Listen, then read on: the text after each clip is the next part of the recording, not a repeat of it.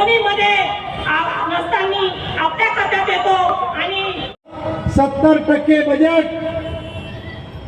मी गरिबासाठी खर्च करीन, मी शेतकऱ्यासाठी खर्च करीन, मी महिलांसाठी खर्च करीन, मी तरुणांसाठी खर्च करीन. मोदीजींनी पहिल्या दिवशी पहिल्या भाषणात सांगितलं. आणि मग गरीब कोण? या देशाची लोकसंख्या जनगणनेच्या हिशोबानं जनगणना 2011 झाली. 125 कोटी जनता. 11च्या जनगणनेप्रमाणे मोदीजींनी गरिबाची एक यादी तयार केली आणि 125 कोटी पैकी 80 कोटी लोकांची एक यादी तयार केली. हा देश गरिबाचा का श्रीमंताचा आहे? मी या बैठकीमध्ये महिलांना आणि पुरुषांना एक प्रश्न विचारतो.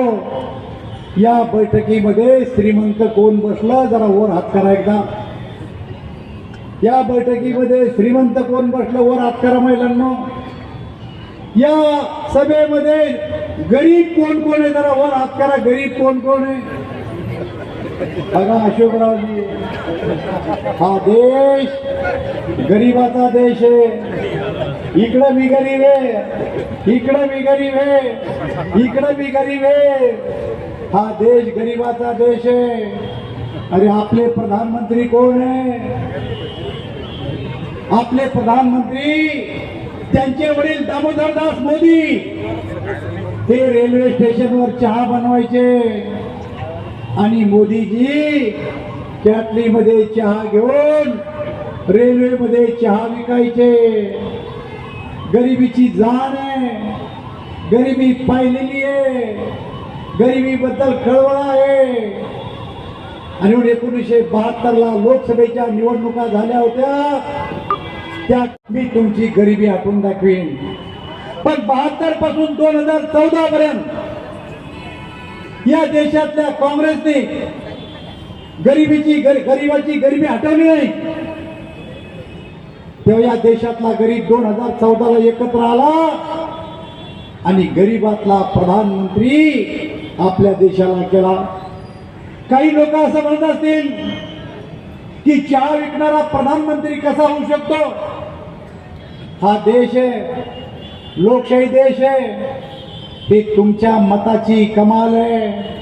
या देशाचा प्रधानमंत्री चहा विकणारा होऊ शकतो. या राज्याचा मुख्यमंत्री रिक्षा चालवणारा बी होऊ शकतो. ही गोष्ट लक्षात घ्या. भारतीय जनता पार्टीचा उंदराचा शिव आणि सिंहाचा उंदीर हा तुमच्या मतात. ही गोष्ट लक्षात घ्या. अरे मी कोण आहे? मी ज्या गावचा रहिवासी आहे. माझ्या गावची लोकसंख्या किती आहे? आज माझ्या गावची लोकसंख्या 1100. 560 मतदान माझ्या गावचं आहे. माझ्या कुटुंबातला शिकलेला पहिला माणूस मी आहे. मी शेतीत काम केलंय. मी नांगर नाही आणला पण वखर आणला. मी पेरलं नाही पण कोळपलं. मी कळडी ठोकल्या, मी सोपट्या काढले, मी बारे दिले, मी ढोरं बिवळले. एखादं ढोर लय पळत असलं तर पाय कुठे बी घातल्या. आणि त्याच्यापेक्षा जास्त पळत असेल तर लोडनं बी घातलं. माझी भाषा किती लोकांना समजते मला माहिती, पण मी लोडनं बी घातलं. आणि मग तिथून मी इथपर्यंत आलो कसा? केवळ तुमच्या आशीर्वादाने इथपर्यंत आलो. मी 26वी निवडणूक लढतो. मी 24 निवडणुका जिंकलो. आमदार झालो, खासदार झालो, बँकेचा चेअरमन झालो, कारखान्याचा चेअरमन झालो. मी 25 निवडणुका लढलो. त्यातल्या 24 निवडणुका जिंकलो. इंदिराजीची हत्या झाली, एक विधानसभा फक्त 1200 मतांनी हारलो. माझी काही एवढी लायकी नव्हती, पण मी आज राष्ट्रपती शेजारी बसतो. मी आज पंतप्रधान शेजारी बसतो.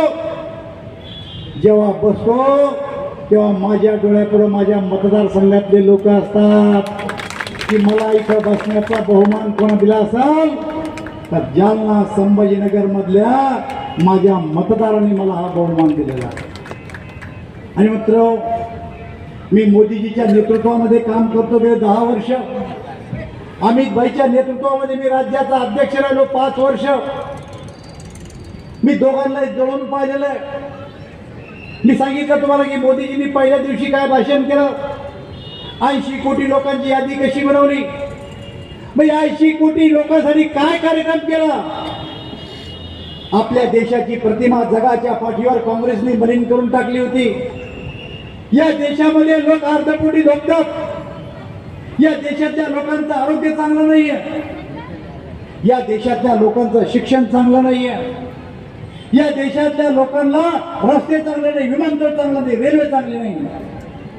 आपले प्रधानमंत्री जर कधी विमानतळावर चालले तर मंत्रिमंडळातले मंत्री त्यांना सोडायला जात नव्हते.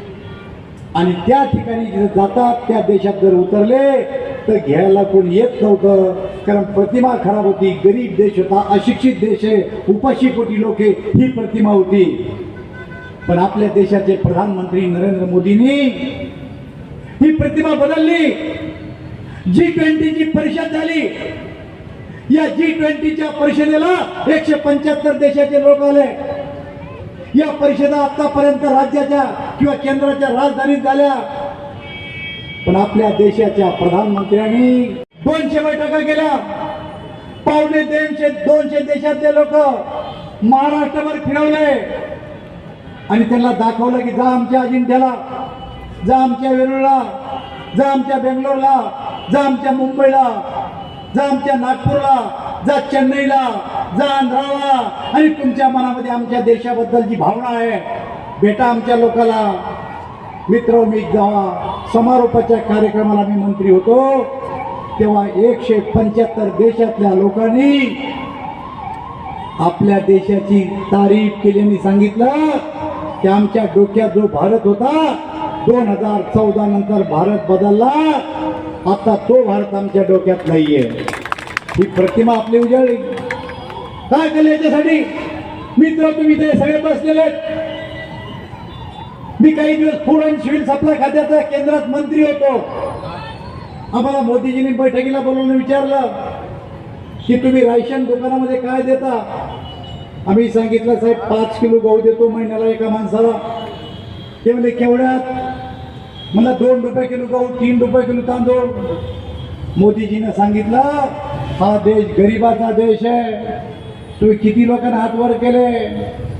या देशातल्या 80 कोटी लोकांना 5 किलो धान्य एका महिन्याला बिना एक लाल तांबडा पैसा न घेता दिलं पाहिजे, ते मोदीजीने सांगितलं.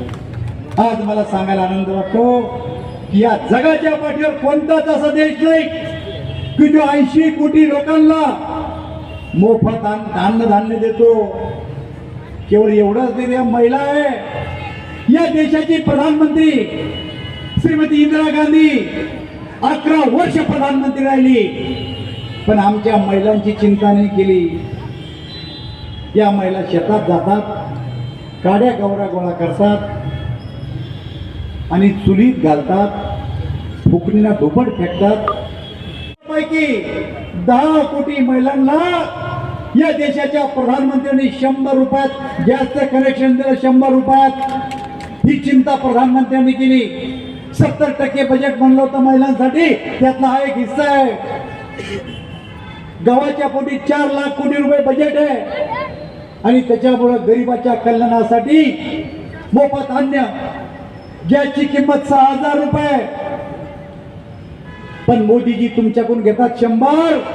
5900 रुपये मोदीजी आपल्या बजेटमधून टाकतात आणि गरिबाला 100 रुपयात गॅस देतात. या देशात असे अनेक लोक आहेत की त्यांना स्वतःचं राहायला घर नाही. या देशाच्या प्रधानमंत्र्यांनी 4 कोटी लोकांना स्वतःचं घर दिलं. मित्र, एक नाही, अशा हजारो गोष्टी मोदीजींनी केल्या. पण त्यांनी केल्या. तुम्ही मला असं विचारसान, रावसाहेब दानवे तुम्ही खासदार होते, मंत्री होते, तुम्ही मोदीजींना काय केलं ते सांगू राहिले, तुम्ही काय केलं ते सांगा. मित्र, मी जेव्हा या निवडणुकीत उमेदवार म्हणून समोर आलो, पहिली पत्रकार परिषद घेतली. मी सांगितलं की मी कोणावरही टीका करणार नाही, कारण टीका मी कराव त्यांच्यावर अशी त्यांची अपेक्षा आहे. ते माझ्यावर टीका करतात, मोदीजीवर टीका करतात, पक्षावर टीका करतात, नानावर टीका करतात, पण आम्ही त्यांच्यावर टीका करत नाही. का तर त्यांना असं वाटतं एकमेकाच्या टीका एकमेकावर व्हाव, लोक गोंधळून जाव, निवडणूक संपून जाव. मी सांगितलं माझ्याजवळ सांगण्यासारखं काम आहे, मी लोकांच्या पुढं काम मांडेन. आता नवनीत राणाजींना सांगितलं की 6,000 कोटी रुपयाचे सिमेंटचे रस्ते केंद्र सरकारच्या पैशातून जालना संभाजीनगर लोकसभा मतदारसंघाला द्या. आणि माझा आकडा मी सांगतो, ते नावं जर चुकीचे असेल तर काँग्रेसने माझ्या